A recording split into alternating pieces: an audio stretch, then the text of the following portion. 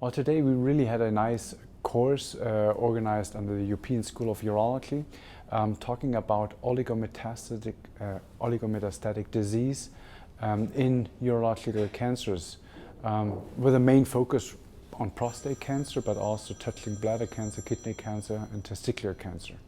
And yeah, that was a really interesting session because it brings together people from urology. We had a radiation oncologist on the team, another urologist, and also imaging is very important in this context, of course.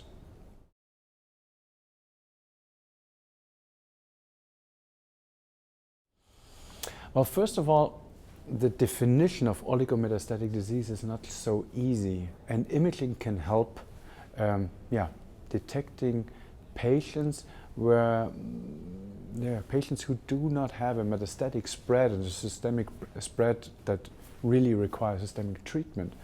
But imaging can help define one or two or three metastatic lesions, and it's still not really well known or very well understood what are then the perfect candidates for then lesion-specific or metastatic directed therapy.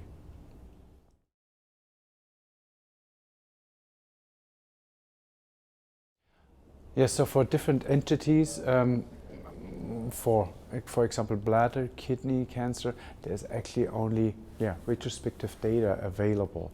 So the guidelines actually also state that this is really an individual treatment decision in a multidisciplinary team if those patients are candidates for salvage surgery or salvage radiation therapy, so for local treatment.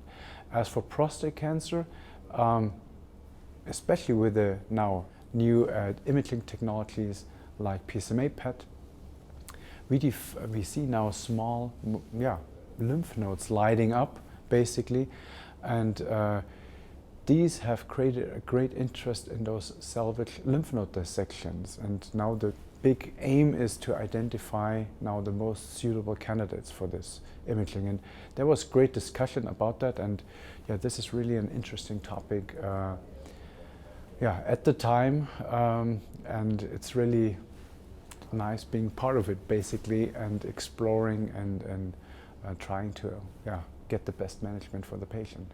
Thank you.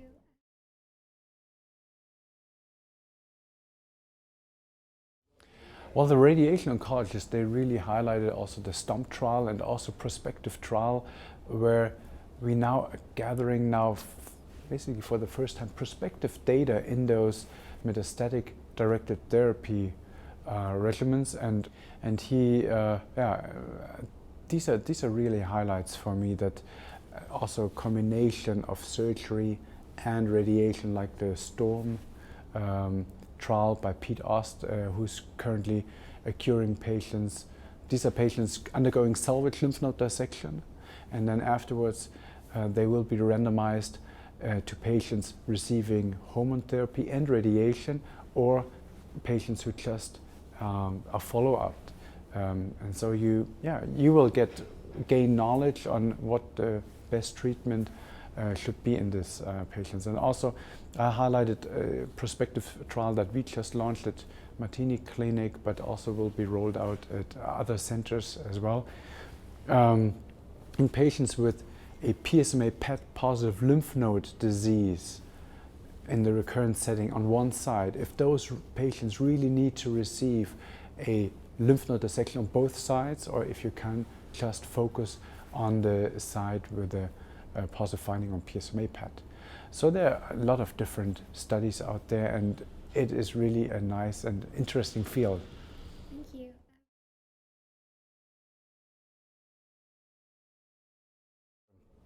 As for surgery, and I'm of course a urological surgeon, we aim to, of course, identify really those small metastatic lymph nodes, for example, in prostate cancer. And we also, traces were developed that you can use for surgical guidance, and you can use radioactive labeled PSMA tracers and in combination with a gamma probe to really identify the lymph node during surgery. You can also, and Freddie Hamdi from Oxford is currently running a trial with a fluorescent PSMA tracer. So during surgery, during minimal invasive surgery, you see the cancer lighting up, basically the lymph node metastasis lighting up. There are efforts of combining both approaches, a hybrid tracer directed against PSMA. So these are really, really interesting things going on for surgery. Then and I just briefly mentioned that there are new tracers coming around for PET imaging, and the German Cancer Center, German Cancer Research Center at Heidelberg, and Friedrich Giesel, for example, and Haberkorn, they developed tracers against activated fibroblasts. So tumor cells, tumor cell clusters of 3 millimeters have fibroblasts in them, and they are also creating the tumor microenvironment necessary for growth, for metastasis. And those fibroblasts get activated and have a fibroblast activation protein on the cell surface overexpressed. And now inhibitors are developed against this activated protein, and they actually can now be used for PET imaging, and not only for prostate cancer or for bladder cancer or for lung cancer, but they have, and this was the image of the year of the Society of Nuclear Medicine on molecular imaging in 2018, they can image all different kinds of cancers. So what we see, or what we saw with PSMA PET imaging, really overwhelming the whole world with a new great diagnostic tool, maybe is starting now for other cancers as well.